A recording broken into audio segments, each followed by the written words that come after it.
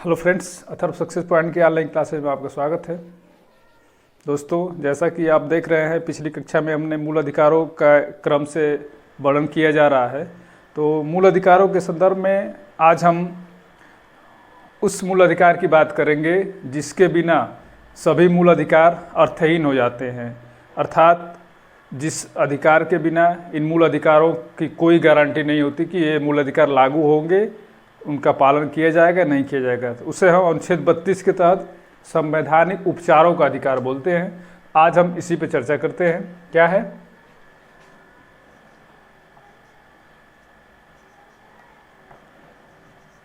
संवैधानिक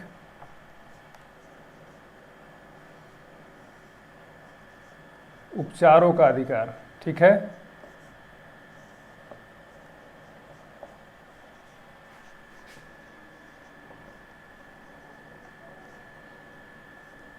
ये अनुच्छेद 32 में वर्णित है।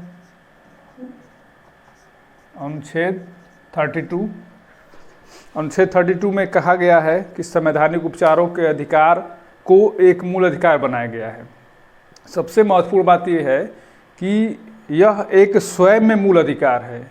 जो अधिकार सभी मूल अधिकारों की गारंटी लेता है वो अपने आप में एक मूल अधिकार है। ये हमारे संविधान के मूल अधिकार प्रदान करने की निहित मंशा या स्वस्थ मानसिकता की जो है परिचायक है, क्योंकि इसको खुद मूल अधिकार में ही शामिल किया गया। और अनुच्छेद 226 के तहत उच्च न्यायालयों द्वारा मूल अधिकारों की रक्षा की जाती है।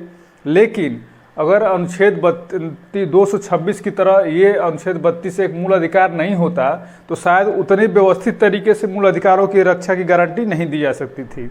इसलिए हमारे संविधान निर्माताओं ने इसे एक खुद मूल अधिकार बना दिया ताकि मूल अधिकारों की रक्षा करने में सुप्रीम कोर्ट को कोई परेशानी न हो, उसे पूर्णतया अनन्य अधिकार प्रदान किया जा सके।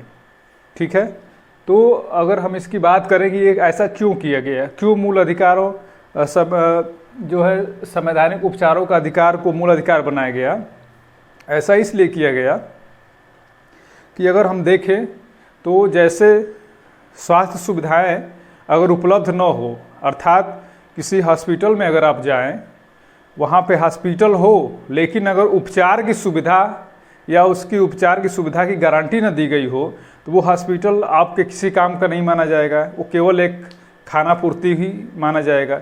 ठीक उसी तरह से अगर संवैधानिक उपचारों अगर मूल अधिकार आपको प्रदान किए गए और मूल अधिकारों की गारंटी नहीं दी गई, उनकी रक्षा करने की, उनके लागू होने की गारंटी अगर नहीं दी जा रही है नागरिकों को, तो फिर ये छलावा ही साबित होगा। क्योंकि बहुत से अधिकार हैं आपके, अन्य कानूनी अधिकार प्रदान किए गए हैं, बहुत से अधिकार हैं, लेकिन सब पे प्रभावी नहीं हो पाते क्योंकि उनको मूल अधिकार में शामिल नहीं किया गया।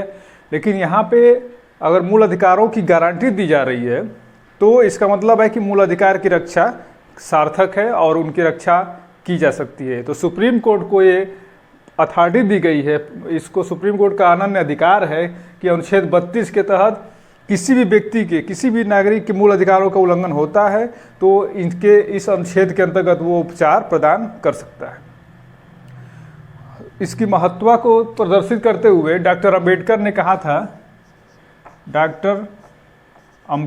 कहा था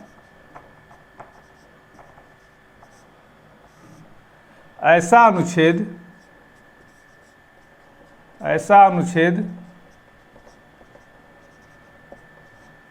जिसके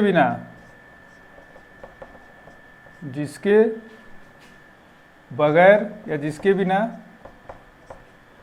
संविधान अर्थहीन हो जाता। ठीक है, और यह संविधान की आत्मा है। संविधान की आत्मा एवं मर्म है। ठीक है, इन्होंने इसे आत्मा एवं मर्म कहा। जब संविधान सभा में मूल अधिकारों पर चर्चा चल रही थी तो डॉक्टर भीमराव अंबेडकर जो संविधान निर्मात्री प्रारूप समिति के अध्यक्ष थे, उन्होंने कहा कि अगर अनुच्छेद 32 न हो संविधान में तो पूरा संविधान ही अर्थहीन हो जाता है इस अनुच्छेद के बिना, और यह अनुच्छेद संविधान की आत्मा एवं मर्म है। आपसे कई बार प्रश्न भी पूछा गया है कि संविधान की आत्मा किसे कहा गया है, तो अगर संविधान की आत्मा की अगर बात करें तो उस अर्थ में आपकी संविधान की आत्मा उद्देशिका को माना जाता है, प्रस्तावना को माना जाता है। लेकिन अगर आपसे प्रश्न पूछा जाएगा कि डॉक्टर अंबेडकर के द्वारा किसे संविधान की आत्मा कहा गया है, तो अब आप अनुच्छेद 32 को लगाएंगे या फिर संवैधानिक उपचारों का अधिकार को आप संविधान की आत्मा कहेंगे। अगर डॉक्टर अंबेडकर के अनुसार पूछा जाएगा तब, तो इससे क्या प्रकट होता है कि ये अनुच्छेद इतना महत्वपूर्ण है कि इसे संविधान की आत्मा एवं मर्म कहा गया है, ऐसा डॉक्टर अंबेडकर ने कहा। तो इसका सीधा सा अर्थ है कि इस अधिकार के मिलने से ही लोगों के मूल अधिकारों की गारंटी मिल जाती है। और हमारी जो न्यायपालिका है, सुप्रीम कोर्ट जो है, अनुच्छेद 32 के तहत मिले अधिकार या संवैधानिक उपचारों के अधिकार की जो बात की जाए, वो अनुच्छेद 32 में केवल सुप्रीम कोर्ट की सुविधा दी गई है। सुप्रीम कोर्ट को ही अधिकार अधिकृत किया गया है मूल अधिकारों की रक्षा करने के लिए। इसलिए इस अनुच्छेद के कारण ही उच्चतम न्यायालय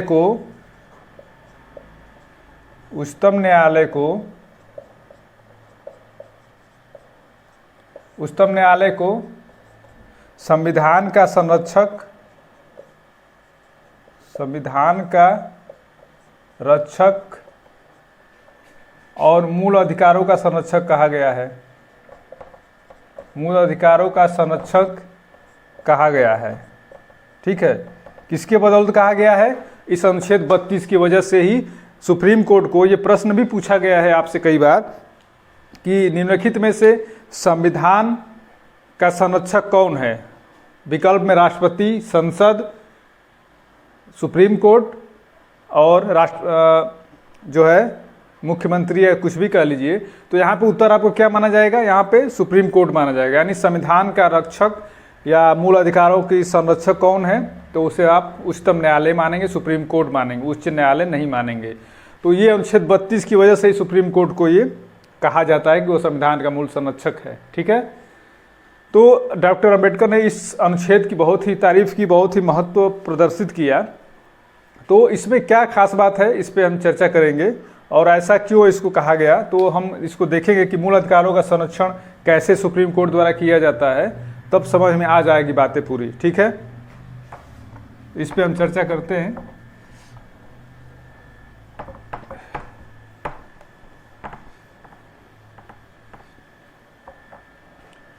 दोस्तों, संविधान द्वारा जो प्रदत्त मूल अधिकार हैं, उन मूल अधिकारों को लागू करने के लिए सुप्रीम कोर्ट और हाई कोर्ट दोनों को अधिकृत किया गया है। लेकिन दोनों के अधिकारों में अंतर है। जैसे सुप्रीम कोर्ट और हाई कोर्ट, अगर दोनों की हम तुलना करें मूल अधिकारों के अर्थ में, ठीक है, मूल अधिकारों के अर्थ में अगर हम तुलना करें तो कैसे क्या तुलना हो सकती है कि सुप्रीम कोर्ट को अनुच्छेद 32 के तहत अधिकार दिया गया है। ठीक है, सुप्रीम कोर्ट अनुच्छेद 32 के तहत ही मूल अधिकारों का संरक्षक है। हाई कोर्ट किसके तहत है? अनुच्छेद 226 के तहत। अनुच्छेद 226 के तहत हाई कोर्ट को अधिकार दिया गया है कि मूल अधिकारों का जो है संरक्षण करे। ठीक है, ये अनुच्छेद 32 से सुप्रीम कोर्ट क्या कर सकता है? ये केवल मूल अधिकारों की बात करेगा। यहाँ पे केवल मूल अधिकारों की ही रक्षा कर सकता है। ठीक है, और ये मूल अधिकारों के साथ साथ अन्य विधिक अधिकारों की भी रक्षा कर सकता है। ठीक है, यानी कि यहाँ पे जो हाई कोर्ट है उनकी अधिकारिता जो है विस्तृत है। यहाँ केवल मूल अधिकार का उल्लंघन होगा तभी आप सुप्रीम कोर्ट जा सकते हैं, और यहाँ मूल अधिकार के साथ साथ अन्य भी किसी अधिकार की अगर उल्लंघन हुआ है आपका, उससे आपको क्षतिपूर्ति हुई है, तो आप उच्च न्यायालय जा सकते हैं। तो यहाँ पे मूल अधिकारिता के क्षेत्र में सीमित है हाई कोर्ट, सुप्रीम कोर्ट की, और हाई कोर्ट की जो है अधिकारिता यहाँ पे विस्तृत है। ठीक है, दूसरी बात कि ये जो मूल अधिकार हैं, मूल अधिकार के साथ साथ यहाँ पे क्या है, यहाँ पे सुप्रीम कोर्ट की अनन्य अधिकारिता नहीं है, क्योंकि अनन्य अधिकारिता तब होती है जब एकमात्र सुप्रीम कोर्ट ही इस मूल अधिकारों का संरक्षक होता, तो इसको हम कहते हैं कि अनन्य अधिकारिता। तो यहाँ अनन्य अधिकारिता सुप्रीम कोर्ट की नहीं है। कारण क्या है कि हाई कोर्ट को भी ये अधिकार मिला हुआ है। तो प्रश्न बनता है यहाँ पे कि निम्नलिखित में से निम्नलिखित कथनों का सही मूल्यांकन कीजिए। तो दिया जाता है कि मूल अधिकारों की रक्षा का सुप्रीम कोर्ट को अनन्य अधिकार है। ठीक है, मूल अधिकारों की रक्षा का सुप्रीम कोर्ट को अनन्य अधिकारिता है। ठीक है, तो ये वाक्य क्या होगा, ये अशुद्ध माना जाएगा, ये वाक्य सही नहीं है। क्योंकि अनन्य अधिकारिता तब होती है जब केवल सुप्रीम कोर्ट को ही अनुच्छेद 32 के तहत ये सुविधा दी गई होती, लेकिन यहाँ हाई कोर्ट भी मूल अधिकारों का संरक्षक है, इसलिए ये अनन्य अधिकारिता नहीं मानी जाएगी। तो इसको आप ध्यान रखिएगा, ये प्रश्न कई बार पूछा गया है। जब भी बात की जाएगी अनन्य अधिकारिता, तो यहाँ पर अनन्य अधिकारिता सुप्रीम कोर्ट की नहीं है, क्योंकि मूल अधिकार की रक्षा हाई कोर्ट भी करते हैं। ठीक है, अब देखिए ये सुप्रीम कोर्ट की यहाँ पे क्या करेंगे, यहाँ पे जो है सुप्रीम कोर्ट का सीमित है, केवल ये मूल अधिकारों के बारे में ही जारी कर सकते हैं। यहाँ पे मूल अधिकार के साथ अन्य अधिकार भी बचाए जा सकते हैं हाई कोर्ट द्वारा। लेकिन अब यहाँ क्षेत्र की अगर हम बात करें तो सुप्रीम कोर्ट के संदर्भ में पूरा देश, ठीक है, और केंद्र सरकार है, केंद्र सरकार के खिलाफ रीट जारी करके सुप्रीम कोर्ट रखे। अगर केंद्र सरकार के खिलाफ, केंद्र सरकार द्वारा किसी व्यक्ति के मूल अधिकारों का हनन होता है, तो सुप्रीम कोर्ट केंद्र सरकार के खिलाफ जो है याचिका रीट जो है जारी कर सकता है, और इसका दायरा पूरे देश में है सुप्रीम कोर्ट का। लेकिन हाई कोर्ट में क्या होगा, अगर यहाँ तुलना की जाए तो हाई कोर्ट में केवल राज्य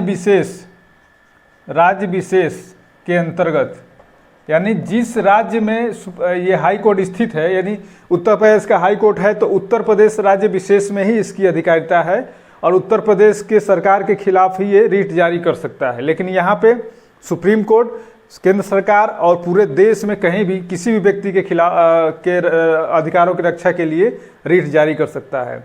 तो यहाँ पे सुप्रीम कोर्ट का क्षेत्र विस्तृत है, और यहाँ हाई कोर्ट का क्षेत्र जो है सीमित है, केवल एक राज्य विशेष के अंतर सीमा में ही इसकी अधिकारिता कायम हो सकती है। ठीक है, तो ये तुलना है। और यहाँ पे देखिए, यहाँ पे सुप्रीम कोर्ट का, ये सुप्रीम कोर्ट को जो है यहाँ पे ये नकार नहीं सकते। एक बात और हम ध्यान दें, अगर तो सुप्रीम कोर्ट जो है यहाँ पे मूल अधिकारों की रक्षा से नकार नहीं सकता। सुप्रीम कोर्ट को मूल अधिकारों की रक्षा करने के लिए रीट जारी करनी ही होगी। ठीक है, तो यहाँ पे क्या होगा, यहाँ पे इनकार नहीं किया जा सकता। ठीक है, इनकार नहीं किया जा सकता। ठीक है, नहीं किया जा सकता। और यहाँ पे हाई कोर्ट के विवेक के ऊपर निर्भर है, ये चाहे तो नकार सकता है, विवेक पर निर्भर है, ये चाहे तो नकार सकता है। अर्थात सुप्रीम कोर्ट अगर किसी व्यक्ति के अधिकारों का हनन होता है तो सुप्रीम कोर्ट मना नहीं कर सकता कि मैं उसके लिए रिट नहीं जारी कर सकता या उसके अधिकारों की रक्षा नहीं कर सकता। लेकिन हाई कोर्ट जो है उसके विवेक के निर्भर है, वो चाहे तो मना कर सकता है।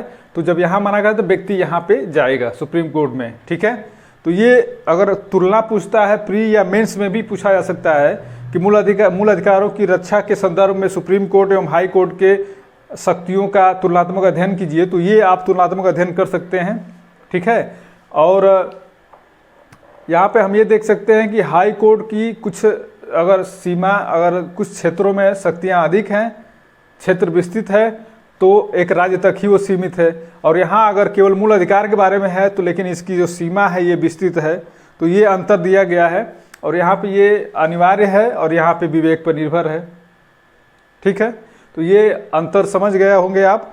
तो इसके बाद हम देखते हैं कि कैसे, अभी हमने देख लिया कि कैसे होगा और कैसे रक्षा के, लेकिन अब हम देखते हैं कि किन किन रीटों को जारी करके सुप्रीम कोर्ट एवं हाई कोर्ट जो है मूल अधिकारों की रक्षा करते हैं।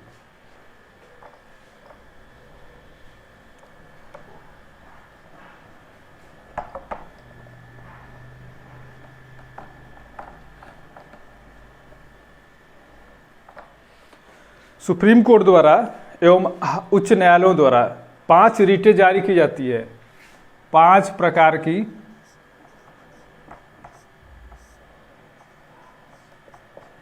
रीटें जारी की जा सकती हैं, ठीक है, जारी की जाती हैं। यानी कि मूल अधिकारों की रक्षा करने के लिए उच्चतम न्यायालय एवं उच्च न्यायालय द्वारा, दोनों के द्वारा 5 प्रकार के रीटें जो है जारी की जाती है। और ये रीटें जो है ये वहाँ पे ब्रिटेन के संविधान से ली गई हैं। ब्रिटेन के संविधान में इसे विशेषाधिकार रीट बोला जाता है। हमारे संविधान में इसे रीट कहा जाता है। और ये 5 प्रकार के रीटें जो है सुप्रीम कोर्ट द्वारा एवं हाई कोर्ट द्वारा मूल अधिकारों के संदर्भ में ही जारी किए जाते हैं। कौन कौन रीट है उसको हम देखते हैं। पहली रीट है, क्या है, बंदी प्रत्यक्षीकरण, ठीक है, पहली रीट है बंदी प्रत्यक्षीकरण। दूसरी रीट है परमादेश, ठीक है, परमादेश।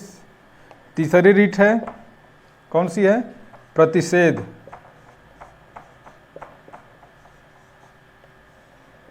चौथी रीट है उत्प्रेषण, ठीक है, उत्प्रेषण। और 5वीं रीट कौन सी है, अधिकार परीक्षा, ठीक है, अधिकार परीक्षा। ये जो है 5 प्रकार की रीटें हैं, ठीक है, अधिकार परीक्षा। ये 5 रीटें जारी की जाती है सुप्रीम कोर्ट एवं हाई कोर्ट द्वारा मूल अधिकारों को रक्षा करने के लिए, ठीक है। कौन कौन से हैं, बंदी प्रत्यक्षीकरण, परमादेश, प्रतिषेध, उत्प्रेषण एवं अधिकार परीक्षा। अब हम इन 5 के बारे में विस्तृत जानकारी लेंगे कि क्या क्या है, कैसे, किस लिए जारी किया जाता है, किन मामलों में जारी किया जा सकता है, इस पे हम वर्णन चर्चा करते हैं। तो एक एक करके हम देखते हैं। सबसे पहले हम देखते हैं बंदी प्रत्यक्षीकरण। बंदी प्रत्यक्षीकरण का मतलब क्या हुआ, इसका सीधा सा अर्थ हुआ, बंदी प्रत्यक्षीकरण मतलब कि जो व्यक्ति या तो पुलिस द्वारा या किसी सरकारी मशीनरी द्वारा या किसी व्यक्ति द्वारा अगर निरुद्ध किया गया है, अर्थात बंदी बनाया गया है और उसके मूल अधिकारों का हनन हो रहा है, तो सुप्रीम कोर्ट या हाई कोर्ट जो है ये रीट जारी करता है कि बंदी प्रत्यक्षीकरण की इसका सीधा साधा अर्थ होता है प्रस्तुत किया जाना, ठीक है, प्रस्तुत किया जाना। इसका सीधा सा अर्थ यही है। ये तब जारी की जाती है जब किसी व्यक्ति को बंदी बनाया जाता है, हिरासत में लिया जाता है, हिरासत में निरोध के तहत अवैध हिरासत या निजी व्यक्ति द्वारा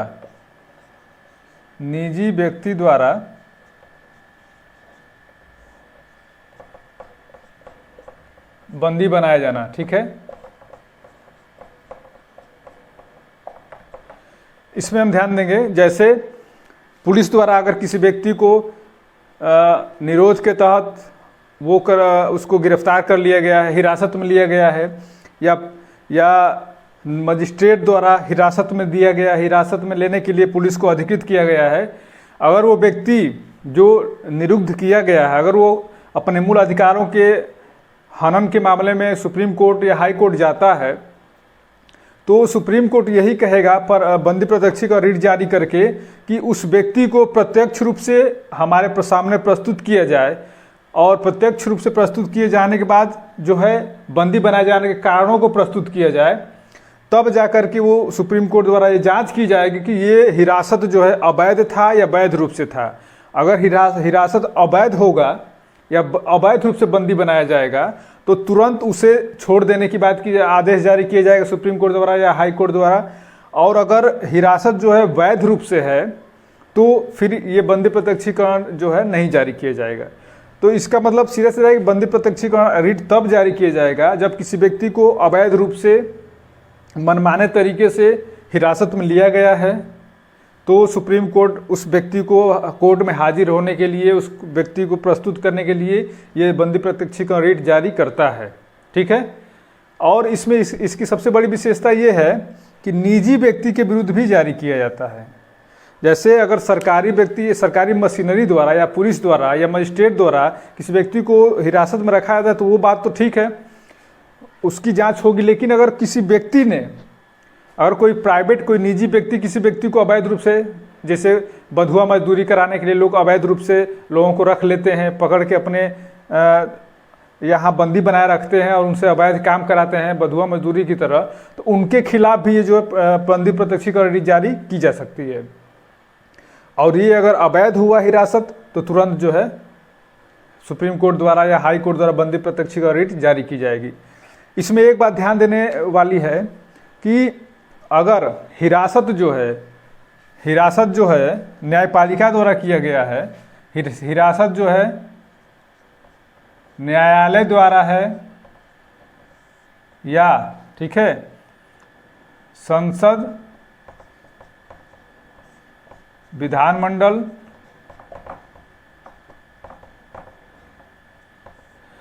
न्यायालय द्वारा अगर हिरासत में दिया गया है तो इस पे ये रिट जारी नहीं की जाएगी, क्योंकि न्यायालय जो भी किया होगा सोच समझ करके, काफ़ी उस पर बहस होने के बाद ही तो न्यायालय आदेश जारी करता है, तो उस पर ये नियम काम नहीं करेगा बंदी प्रत्यक्षीकरण। अगर संसद ने अपने विशेषाधिकारों के हनन के मामले में अगर कोई किसी प्रकार का रिट जारी किया, अगर हिरासत में किया गया होगा, तो इस पर भी बंदी प्रत्यक्षीकरण रिट जारी नहीं की जाएगी। और विधानमंडल भी अगर अपने विशेषाधिकारों के हनन के संदर्भ में अगर किसी व्यक्ति को हिरासत में भेजा है तो वहाँ भी ये रिट जो है कार्य नहीं करेगी। इस पर आप विशेष ध्यान दीजिएगा। इन 3 मामलों में ये रिट जो है जारी नहीं की जा सकती। ये रिट तभी जारी की जा सकती जब पुलिस द्वारा या मजिस्ट्रेट द्वारा किसी व्यक्ति को अवैध रूप से निरुद्ध किया गया है या किसी निजी व्यक्ति ने किसी व्यक्ति को बंदी बना रखा है, तब ये रिट जारी की जाएगी। ठीक है, समझ गए आप? बंदी प्रत्यक्षीकरण सीधा साधा इसका अर्थ यही है कि बंदी व्यक्ति को न्यायालय के सामने प्रत्यक्ष रूप से प्रस्तुत किया जाना। इसका सीधा अर्थ यही है कि जिसे भी बंदी बनाया गया, अगर वो व्यक्ति अपने मूल अधिकारों की रक्षा के लिए अगर कोर्ट के शरण में जाता है, तो सीधा साधा मतलब ये है कि उस व्यक्ति को न्यायालय कहेगा कि इस रीट के माध्यम से उसके हमारे सामने प्रत्यक्ष रूप से प्रदर्शित किया जाए, प्रस्तुत किया जाए, ताकि वो जांच सके कि ये हिरासत जो है अवैध है या वैध है। ठीक है, समझ गए होंगे आप इसे। अगला हम देखते हैं क्या है।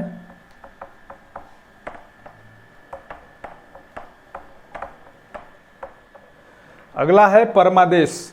परमादेश का मतलब क्या हुआ? परम आदेश। परम का मतलब होता है सुप्रीम। सुप्रीम मतलब सुप्रीम कोर्ट तो सुप्रीम है ही, तो परम आदेश का मतलब कि ये आदेश जारी किया जाता है जैसे कोई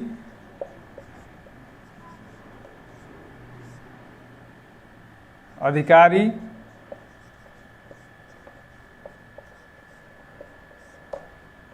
प्रशासक, सरकारें, ठीक है, न्यायाधिकरण,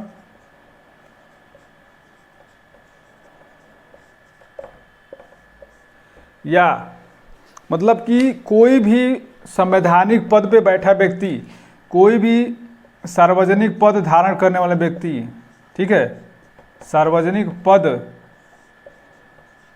धारण करने वाला व्यक्ति, ठीक है, कोई भी शासकीय व्यक्ति जो सार्वजनिक पद पे बैठा हुआ है, अगर अपने पद का निर्वहन सही ढंग से नहीं कर रहा है, तब ये रीट जो है जारी की जाएगी। जैसे उदाहरण के रूप में अगर हम देखें सीधे सीधे, तो मान लीजिए कि आपको राशन कार्ड बनाना है, ठीक है, आपको राशन कार्ड बनवाना है, और अगर आप राशन कार्ड बनवाने के लिए अपने सारे डॉक्यूमेंट्स प्रस्तुत करते हैं, फिर भी आपका राशन कार्ड नहीं बनाया जाता है, तो इसका मतलब है कि आपके मूल अधिकारों का उल्लंघन हो रहा है।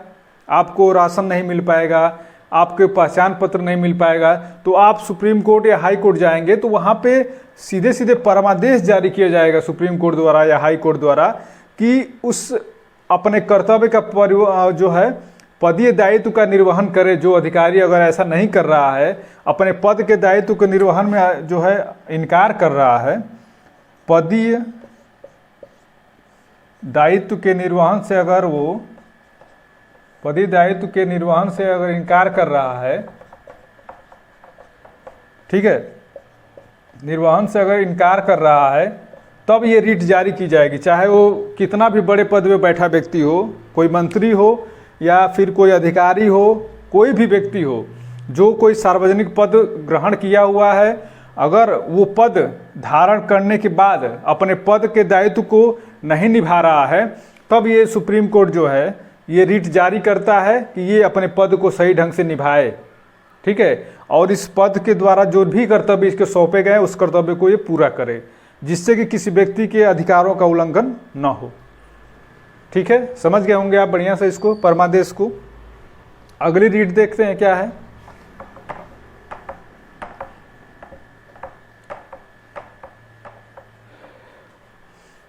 प्रतिषेध। प्रतिषेध का मतलब क्या हुआ? प्रतिषेध का मतलब प्रोहिबिशन। आप जानते हैं प्रोहिबिशन मतलब हो रहा है मना करना, सीधा साधा अर्थ है कि रोकना या मना करना। इसको हम देखते हैं, रोकना या मना करना, इसका सीधा साधा अर्थ यही है। तो ये कब रोका जाता है, किसको रोका जाता है? तो अधीनस्थ न्यायालय, अधीनस्थ न्यायालय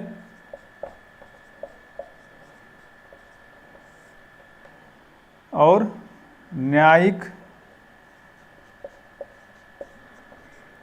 अधिकरण, जो ट्रिब्यूनल गठित किए जाते हैं, जुडिशियरी ट्रिब्यूनल, उनके खिलाफ।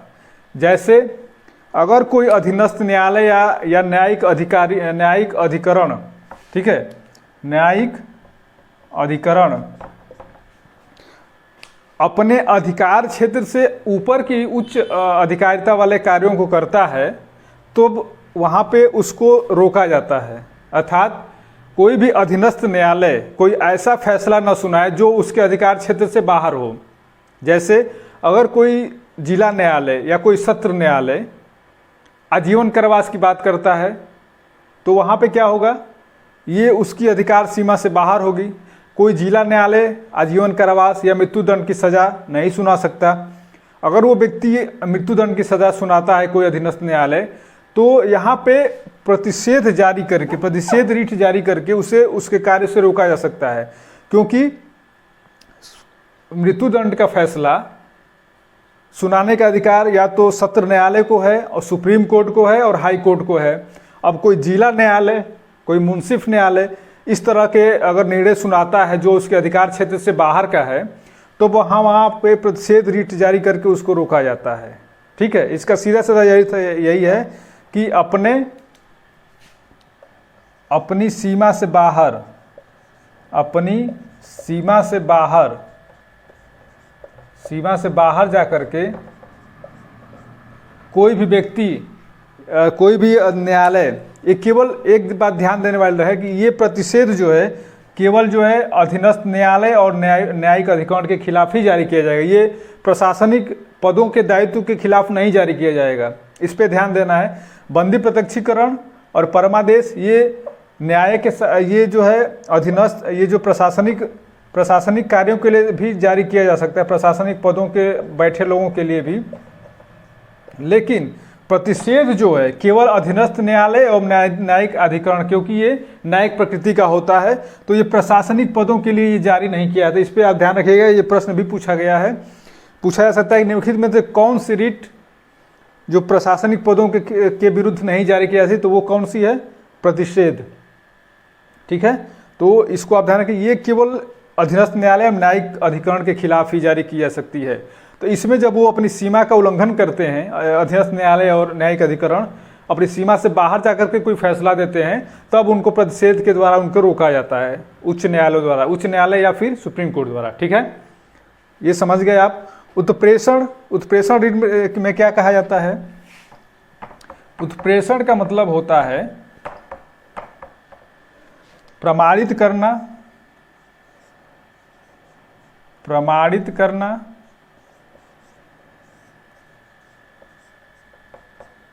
या सूचनार्थ प्रस्तुत करना। ठीक है, सूचनार्थ प्रस्तुत करना। ठीक है, यहां पे उत्प्रेषण रीट की बात अगर हम बात करें, उत्प्रेषण रीट में क्या किया जाता है कि प्रमाणित करना या सूचनार्थ प्रस्तुत करना, इसको पूछा भी गया है ये टू बी सर्टिफाइड, ये प्रश्न आया था उत्तर प्रदेश एपीओ की परीक्षा में या पीसीएस शायद एपीओ की परीक्षा में ही आया था। और ये कहा गया था कि निम्नलिखित में से कौन सी रीट जो है टू बी सर्टिफाइड है, तो इसमें क्या होगा, आपका उत्तर जो है उत्प्रेषण होगा। यानी कि प्रमाणित करने के लिए कौन सी रीट जारी की जाती है, तो उत्प्रेषण रीट जारी की जाती है। ये प्रश्न पूछा गया है। इसका क्या अर्थ हुआ, देखिए जब कोई ये भी अधीनस्थ, ये भी जो है अधीनस्थ न्यायालय और न्यायाधिकरण के लिए ही है, अधीनस्थ न्यायालय या न्यायाधिकरण के लिए ही जारी किया जाता है। ठीक है, यानी कि ये भी न्यायिक प्रकृति का ही है। जब कोई अधीनस्थ न्यायालय या न्यायाधिकरण अपनी सीमा का उल्लंघन करके कोई फैसला देता है या फिर कोई गलत फैसला देता है जो नियम कानून के विरुद्ध हो, जो असंवैधानिक हो, तब ये रीट जारी करके उसको रोका जाता है, उसे सुधारा जाता है, और या तो फिर मामले को सुप्रीम कोर्ट या हाई कोर्ट अपने पास वापस सीधे मंगा सकता है और सीधे अपने पास मंगा करके उस रीट को, उस मामले को अपने अनुसार ही सुलझा सकता है। ठीक है, अर्थात ये जो है प्रतिषेध में, और इसमें अंतर देखा जाए, प्रतिषेध में क्या कहा गया था कि केवल अधीनस्थ न्यायालय और ट्रिब्यूनल को रोका जाता है, उनको अपने सीमा से बाहर जा करके कार्य करने से रोका जाता है। उत्प्रेषण में क्या है कि इसमें भी उनको अपनी सीमा में रह करके कार्य करने के लिए बाध्य किया जाता है। इसके साथ साथ अगर वो कोई गलत फैसला दे भी देते हैं तो यहाँ पे तो केवल रोक लगाएंगे, और यहाँ पे गलत फैसला देने पे सुप्रीम कोर्ट, हाई कोर्ट द्वारा उस फैसले को अपने यहाँ सीधे मंगाया जा सकता है प्रमाणित करने के लिए। ठीक है, अपने सूचनार्थ प्रस्तुत करने के लिए मंगाया जा सकता है, और फिर उसमें जो भी अशुद्धियाँ होती है उसे दूर करके उसको सही किया जाता है। इससे व्यक्ति के अधिकारों का उल्लंघन नहीं होता। दोनों में अंतर यही है कि ये भी न्यायिक और अधीनस्थ न्यायालयों के लिए जारी किया जाता है, ये भी अधीनस्थ न्यायालयों और न्यायाधिकरणों के जारी किया। लेकिन 1991 से भारत संघ बनाम नंबूदरी, ठीक है, भारत संघ बनाम नंबूदरी के मामले में सुप्रीम कोर्ट ने कहा कि उत्प्रेषण को प्रशासनिक मामलों में भी जारी किया जा सकता है। पहले क्या था, ये दोनों रीटें जो हैं केवल न्यायिक अधीनस्थ न्यायालय और न्यायाधिकरण के खिलाफ जारी किया जाता है, लेकिन 1991 में भारत संघ बनाम नंबूदरी के केस के में सुप्रीम कोर्ट ने एक फैसला दिया कि ये जो है प्रशासनिक अधिकरण के खिलाफ भी जारी किया जा सकता है प्रतिषेध उत्प्रेषण। ठीक है, तो अब अगर आपसे पूछा जाए कि कौन सी रीट केवल अधीनस्थ न्यायालय और न्यायाधिकरणों के लिए जारी किया, तो वो कौन सी है, प्रतिषेध है। क्योंकि उत्प्रेषण जो है पहले था, लेकिन अब जो है प्रशासनिक मामलों में भी जारी किया जा सकता है। ठीक है, तो ये जो है आपका उत्प्रेषण हुआ। क्लियर हुआ कि नहीं? थोड़ा सा और समझ लेते उत्प्रेषण को। जब कोई अधीनस्थ न्यायालय या प्रशासनिक अधिकरण या न्यायाधिकरण अपने अधिकार से क्षेत्र से बाहर जाकर के कोई गलत फैसला देता है या किसी खराब फैसले के माध्यम से किसी व्यक्ति की क्षति होती है, तब सुप्रीम कोर्ट सीधे इसको अपने पास मंगा करके मामले को प्रमाणित करता है और उसको देखता है और अपने अनुसार उसको सुलझाता है और उस मामले में अपने अनुसार निर्णय देता है। ये उत्प्रेषण ऋण है। यानी कि यहाँ पे एक चीज़ और हम देखें, अगर यहाँ पे हम देख सकते हैं कि जहाँ पे जो प्रतिषेध है, ये केवल प्रतिषेध जो है क्या करता है, ये प्रतिषेध ये केवल क्या है, निवारक है, यानी कि ये केवल रोकता है। लेकिन उत्प्रेषण क्या करता है, उत्प्रेषण में क्या है कि निवारक तो है ही, रोक तो लगाता ही है उनको अधिकार क्षेत्र से बाहर जाने के लिए, लेकिन निवारक के साथ भी ये क्या करता है, उस मामले को सही करता है। इसका मतलब कि निवारक के साथ साथ ये क्या है, सहायक भी है, सहायता भी करता है। ठीक है, तो ये भी पूछा जा सकता है आपसे कि निम्नलिखित में से कौन सी रीट जो है निवारक के साथ साथ सहायता की भी बात करते, सहायक भी होता है, तो वो है उत्प्रेषण। प्रतिषेध में केवल रोक लगा दी जाती है, यानी कि निवारक है, निगेटिव है। उत्प्रेषण में निवारक के साथ साथ जो है सहायक भी होता है। इसमें निवारक के रोक तो लगाई ही जाती है उत्प्रेषण में अधीनस्थ न्यायालयों पर या प्रशासनिक न्यायालयों पर, लेकिन उसके साथ साथ उस मामले को अपने पास मंगा करके उच्चतम न्यायालय या उच्च न्यायालय उस मामले को सही करता है। इसका मतलब ये निवारक के साथ साथ सहायक भी है, ये इसको भी आप ध्यान रखिएगा। तो ये हो गया। इसके बाद हम देखते हैं अगला रीट क्या है हमारी। अगली रीट है अधिकार परीक्षा। ठीक है, अधिकार परीक्षा। अधिकार परीक्षा से क्या मतलब है यहाँ पे, अधिकार परीक्षा का मतलब होता है कि अधिकार के बारे में बताना या जानना। जैसे सार्वजनिक पद, जो सार्वजनिक पद होते हैं, सार्वजनिक पद, अगर सार्वजनिक पद कोई व्यक्ति अवैध रूप से ग्रहण करता है, ठीक है, जो व्यक्ति सार्वजनिक पद का अवैध अधिग्रहण करता है या दुरुपयोग करता है, तब ये अधिकार परीक्षा रीट जो है जारी की जाती है।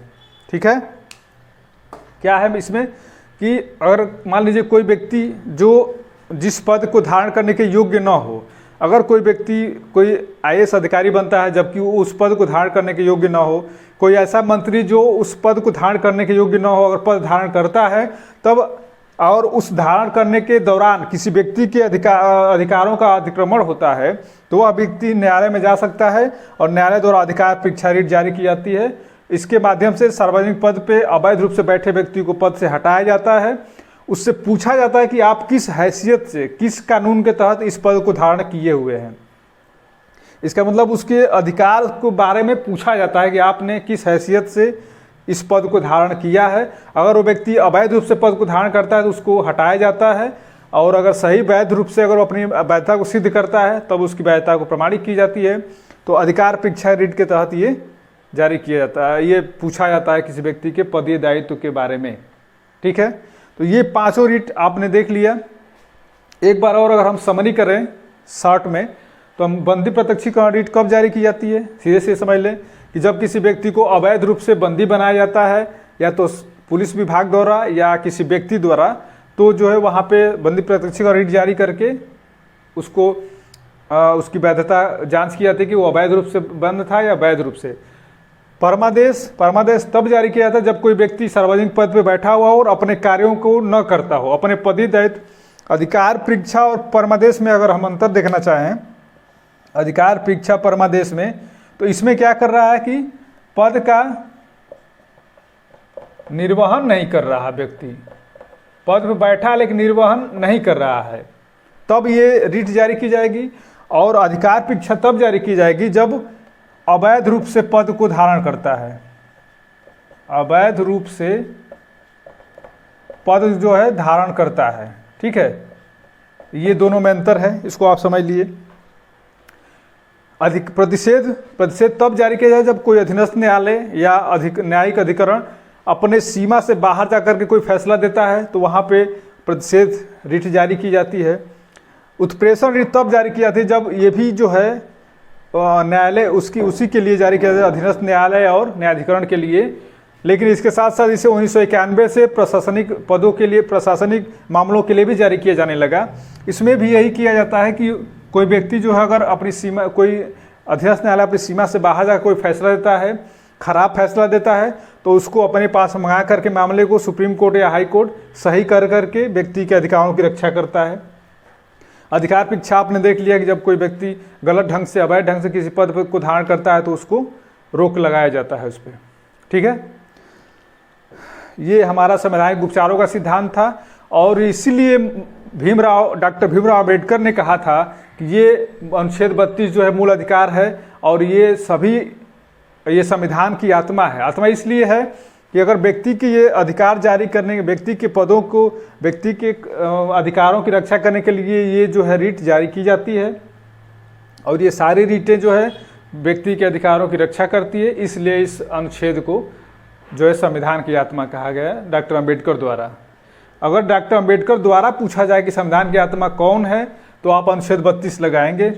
अगर ऐसे पूछा जाता है कि संविधान की आत्मा कौन है तो आप प्रस्तावना लगाएंगे। अगर प्रस्तावना नहीं है विकल्प में तब आप अनुच्छेद 32 को लगा सकते हैं कि ये संविधान की आत्मा है।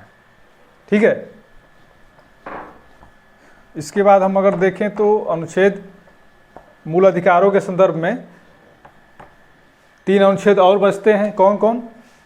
अनुच्छेद 33, 34 और 35। इसे भी हम देख लेते हैं कि इनमें क्या दिया गया है। ठीक है। अनुच्छेद 33, 34, 35 में क्या कहा गया है? अनुच्छेद 33 जो है ये अर्धसैनिक बलों,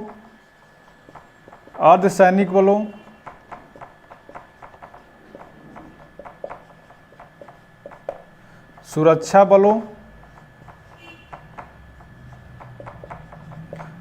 बलों के कर्तव्य निर्वहन के लिए इसमें प्रावधान किया गया है। क्या किया गया है कि अनुच्छेद 33 के तहत अर्धसैनिक बलों और सुरक्षा बलों जैसे कि बीएसएफ, सीआईएसएफ, ये आप जानते हैं बीएसएफ है, सीआईएसएफ, इस तरह के जो सुरक्षा बल हैं इनके मूल अधिकारों को नियंत्रित किया जाता है इस अनुच्छेद के तहत। इसमें कहा गया है कि अनुच्छेद 33 में कहा गया है कि सुरक्षा बलों के मूल अधिकारों को नियंत्रित करके राज्य की आंतरिक सुरक्षा एवं बाह्य सुरक्षा को स्वतंत्र रखा जाता है। जैसे अगर बीएसएफ का कोई जवान हो, अगर वो बार बार छुट्टी की मांग करे, सेना का कोई जवान हो बार बार छुट्टी की मांग करे घर जाने के लिए, तो उसका मूल अधिकार तो है, लेकिन उसके मूल अधिकार को नियंत्रित किया गया है। इन्हें कुछ नियमों का पालन करना पड़ता है। ठीक है। प्रोटोकॉल जो होते हैं उनका पालन करना है। इसलिए अगर ये लोग भी आम व्यक्ति की तरह मूल अधिकारों के बारे में कोर्ट जाने लगेंगे तो इससे क्या होगा कि अगर इनकी रक्षा की जाएगी मूल अधिकारों की तो फिर देश की रक्षा खतरे में पड़ जाएगी। इसलिए अनुच्छेद 33 के तहत अर्धसैनिक बलों, सुरक्षा बलों के मूल अधिकारों को नियंत्रित किया जाता है। ये अनुच्छेद 33 में कहा गया है। ठीक है। अनुच्छेद 34 में क्या कहा गया है? अनुच्छेद 34 में मार्शल लॉ की बात की गई है।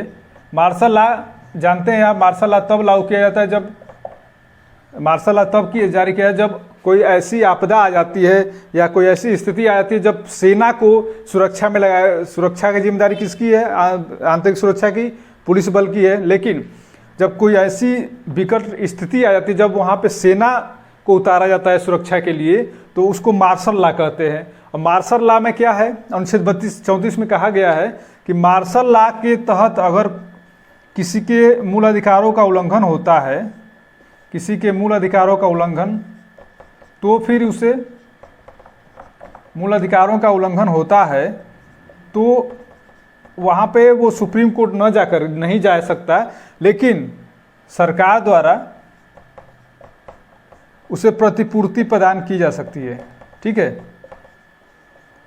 क्योंकि अगर मार्शल लॉ लागू है और वहाँ पे अगर किसी व्यक्ति के मूल अधिकारों का उल्लंघन होता है तो वो सुप्रीम कोर्ट नहीं जाएगा, क्योंकि मार्शल लॉ लगा है। मार्शल लॉ में कुछ छूट दी गई है। अगर छूट नहीं दी जाएगी तो फिर मार्शल लॉ और आम कानून लॉ में आम लॉ में कोई मतलब होगा नहीं। इसलिए मार्शल लॉ को कानूनी प्रावधानों से अलग करके विशेष रूप से लागू किया जाता है। अगर ऐसे में किसी व्यक्ति के मूल अधिकारों का उल्लंघन होता है तो वो सुप्रीम कोर्ट, हाई कोर्ट नहीं जाएगा, बल्कि अगर उससे कुछ उल्लंघन होता है तो सरकार द्वारा उसको कुछ क्षतिपूर्ति प्रतिपूर्ति की जा सकती है। ये अनुच्छेद 34 में कहा गया है। 35 में क्या कहा गया है? अनुच्छेद 35 में कहा गया है कि अनुच्छेद 35 में कहा गया है कि मूल अधिकारों के संदर्भ में विधि बनाने के अधिकार, संदर्भ में विधि बनाने का अधिकार संसद को दिया गया है। विधि बनाने का अधिकार संसद के पास है, विधानमंडल के पास नहीं है। ये 35 में कहा गया है। ठीक है। विधानमंडल को नहीं दिया गया है। अर्थात अगर पूछा जाए, प्रश्न अगर बनता है कि मूल अधिकारों के संदर्भ में विधि स्थापित करने की अधिकारिता किसके पास है, तो क्या आप देखेंगे संसद के पास है। किसी भी विधानमंडल को मूल अधिकार के संदर्भ में कोई विधि बनाने की अधिकारिता नहीं दी गई है। जब भी कोई विधि स्थापित करनी होगी मूल अधिकार के संदर्भ में तो वो संसद ही विधि स्थापित करेगी, जो है विधानमंडल नहीं। इस तरह से हमने मूल अधिकार को चैप्टर काफ़ी लंबा था, इस पर हमने देखा 12 से अनुच्छेद 12 से 35 तक हमने काफ़ी चर्चा की, विस्तृत चर्चा की। तो आशा करता हूं कि आप लोग मूल अधिकार के संदर्भ में काफ़ी बढ़िया समझ विकसित कर लिए होंगे। अगर अगले चरण में हम जो है नीति निर्देशक तत्वों की बात करेंगे। ठीक है, तब तक के लिए धन्यवाद। जय हिंद।